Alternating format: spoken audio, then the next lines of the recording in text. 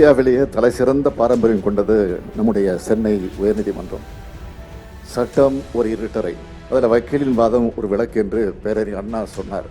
ஜனநாயகத்தை செதுக்கிறதுல வழக்கறிஞர்கள் மற்றும் நீதியரசோட பங்களிப்பை நான் மிகவும் பாராட்டுகிறேன்.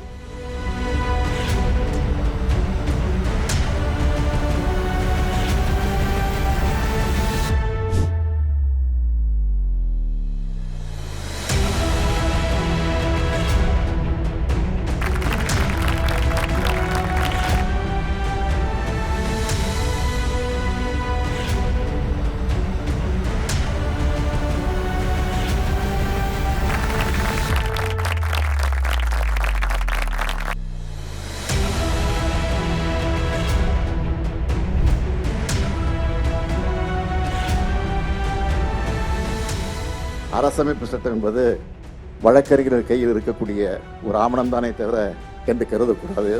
அது நமது வாழ்க்கை பயணத்தில் நமது வாழ்வின் தரத்தையே மேல்நிலைக்கு கொண்டு செல்லும் ஒரு வாகனமாகவும் அது எப்போதுமே இந்த மண்ணின் ஆன்மாவாக விளங்குகிறது என்று அண்ணல் அம்பேத்கர் சொன்னார்.